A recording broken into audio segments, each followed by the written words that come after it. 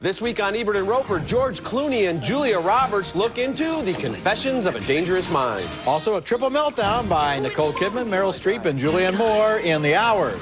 And Leonardo DiCaprio dares Tom Hanks to Catch Me If You Can.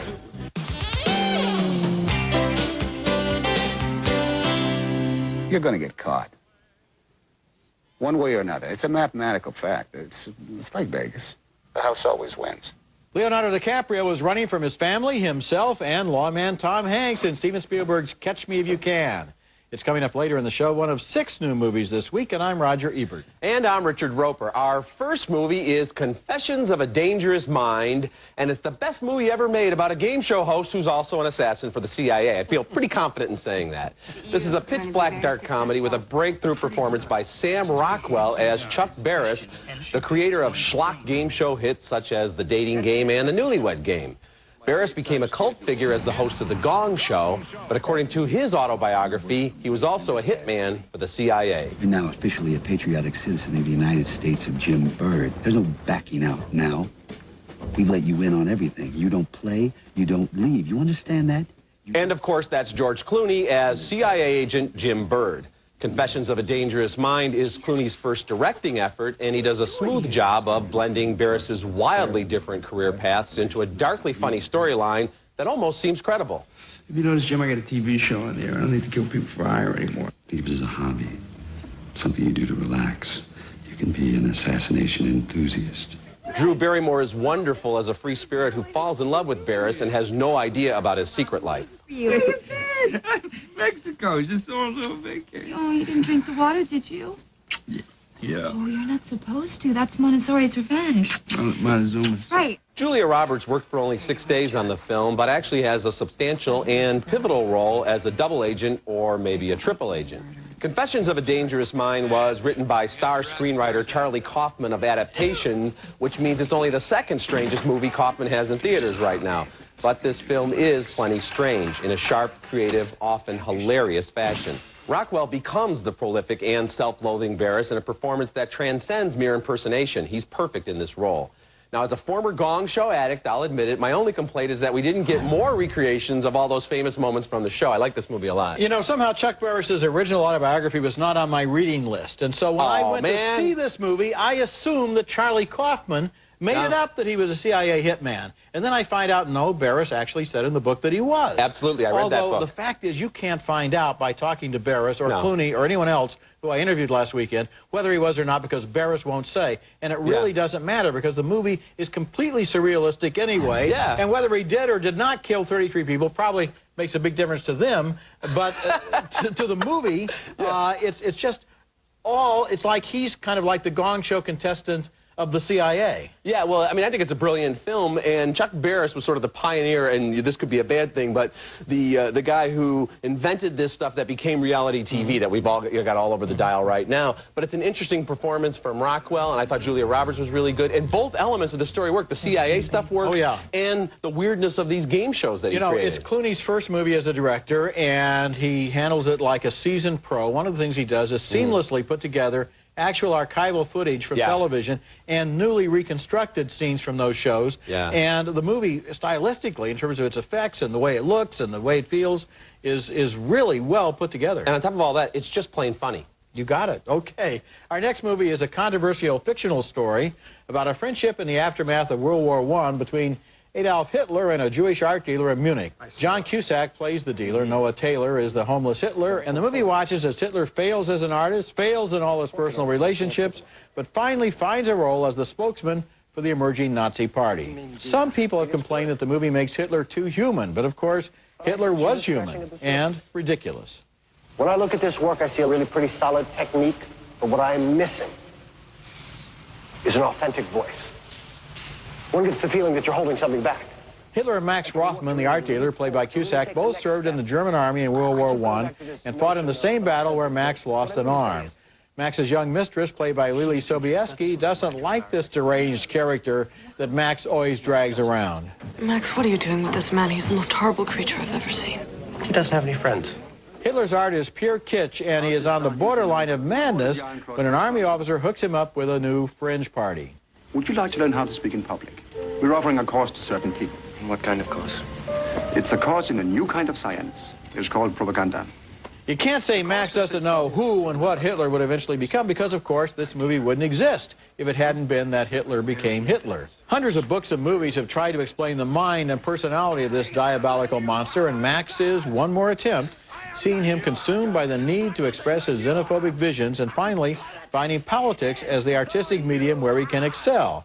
But the movie is really more about Max Rothman, a man who has suffered much, who believes in the redemptive power of art, and who feels sorry for this miserable little man who wants to be a painter. I like this movie. I did too, and you know, the criticism, well, this makes Hitler a human being. Well, he was a human being, and you know, you mentioned, okay, hundreds of movies and books, of course, have been done about Hitler, but in most of the movies, he's already firmly ensconced in power, and he's this evil, mythic figure that's in the background, and people are talking about how much they fear Hitler, they hate Hitler, they want to kill Hitler. Here we see this guy, and we see the hatred already boiling up in him, we see his frustration. He's not a very good artist. It's a fascinating portrayal. It is a little jarring when you hear Cusack's character say things like, "Come on, Hitler, I'll buy you a lemonade." But you know what? That was his name. That's what would happen. He had human moments before he became this monster. Albert Speer, the great architect of Nazi buildings and rallies and so forth, once said, you can't understand Hitler unless you know that he wanted to be an artist. Yeah. And it's true here that he is a completely insignificant and rejected little man who desperately thinks, maybe I could get a canvas up on the wall and I get some recognition, and he really can't paint, but he can design uniforms and swastikas and so forth. Yeah, and he eventually finds a medium that he can express himself in. And so out of nowhere, really, came this man who changed the course of the 20th century. And you're right, Cusack's just brilliant in this. Okay, coming up later in the show, Meryl Streep, Julianne Moore, and Nicole Kidman are three women whose destinies intersect across time in The Hours. And next, an all-star cast brings to life Nicholas Nickleby by Charles Dickens. Every good thing has been a trick until you.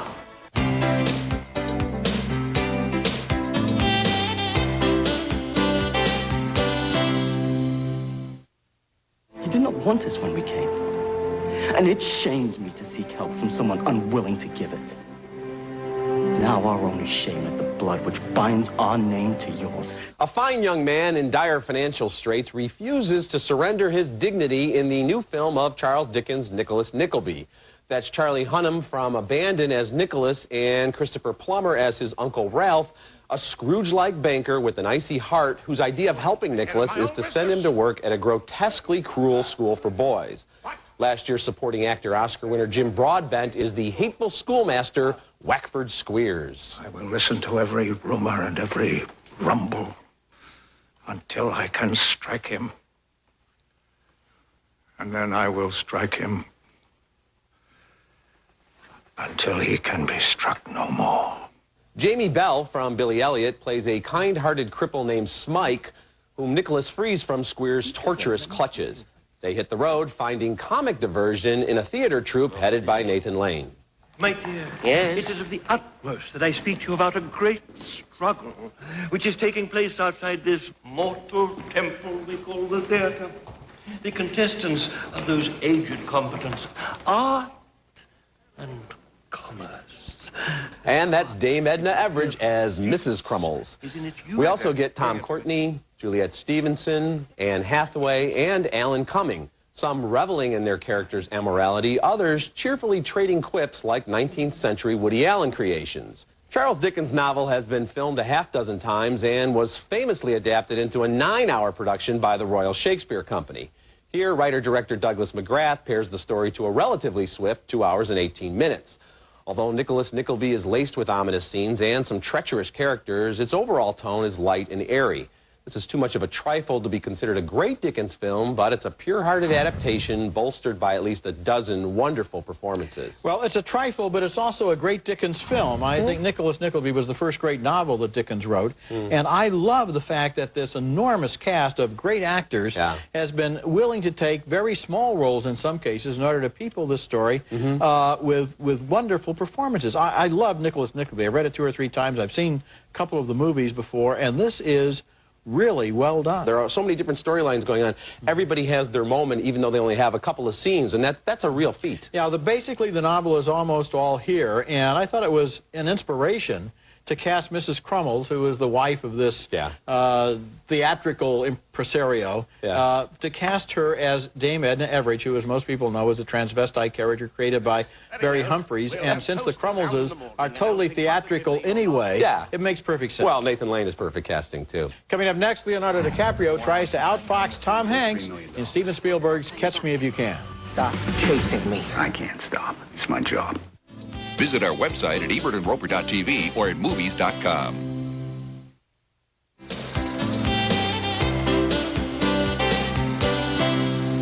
I thought you never came to town. That's because you no longer ask me. Nicole Kidman plays the author Virginia Woolf in The Hours, a film that combines her life and writing with emotionally similar experiences involving two other women.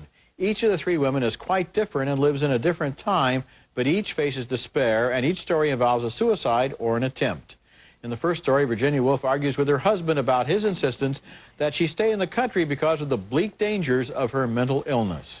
This is not you speaking, Virginia. This is an aspect of your illness, not you. It is my voice. It's not your It's voice. mine and mine The alone. voice that you hear. It is not. It is mine.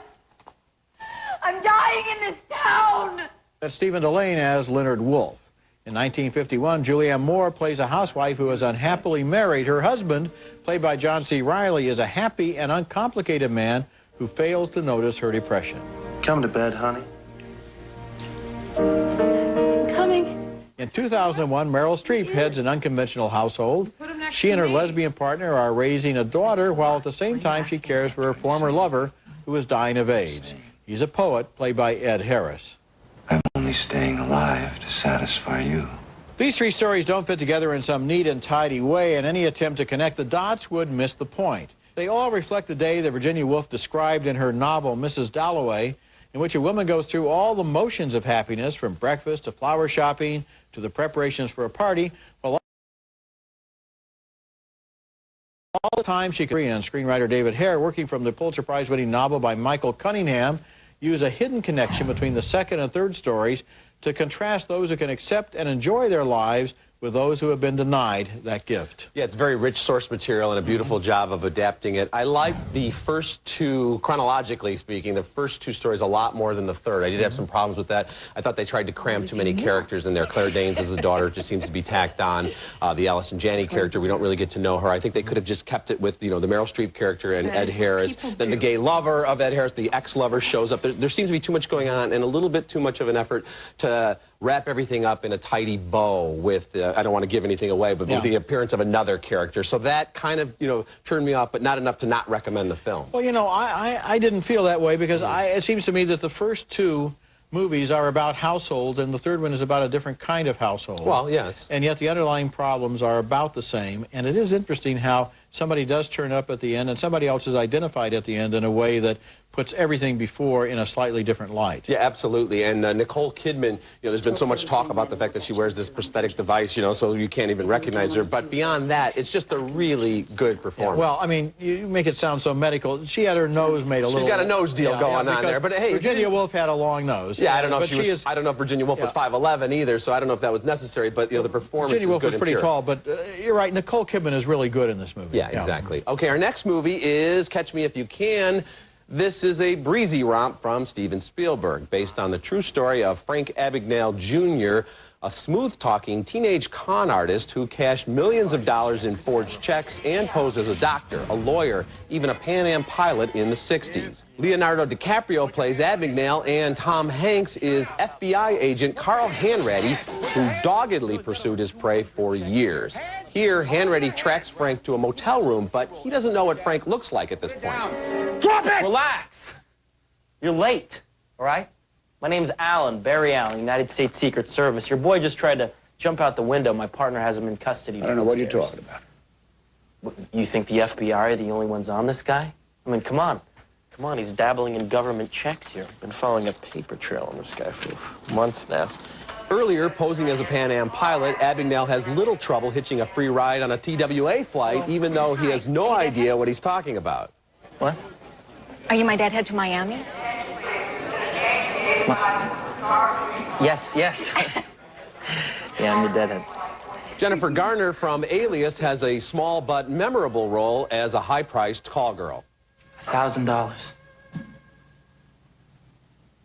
Okay. Even with a puffy running time of 2 hours and 20 minutes, Catch Me If You Can doesn't really delve too much beneath the surface of DiCaprio's brazen imposter or Hanks's dorky FBI agent. And we get too many scenes where educated professionals are too willing to swallow Frank's stories when a simple phone call or just one follow-up question would probably stop the ruse. But Spielberg perfectly recreates the fashions, the mood, and the trends of the 60s, and DiCaprio and Hanks have a lot of fun with their roles.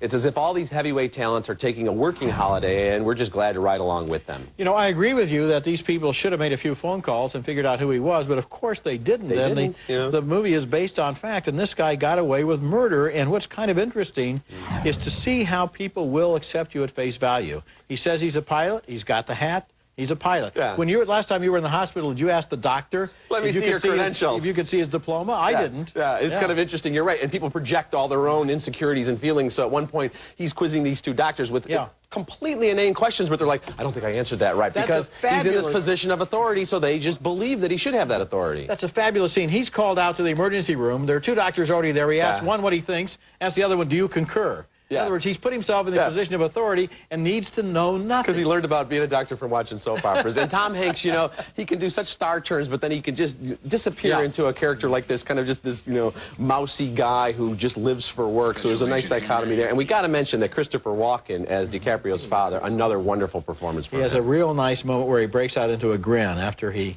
rescues his son from having imitated a substitute teacher. Coming up next, Philip Seymour Hoffman as a very peculiar mourner in Love, Liza. Okay.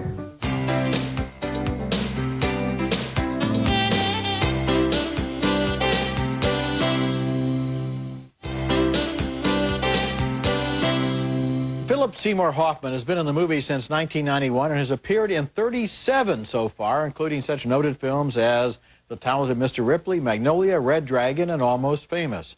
Hoffman, John C. Reilly, and Brian Cox are the ranking character actors of the decade.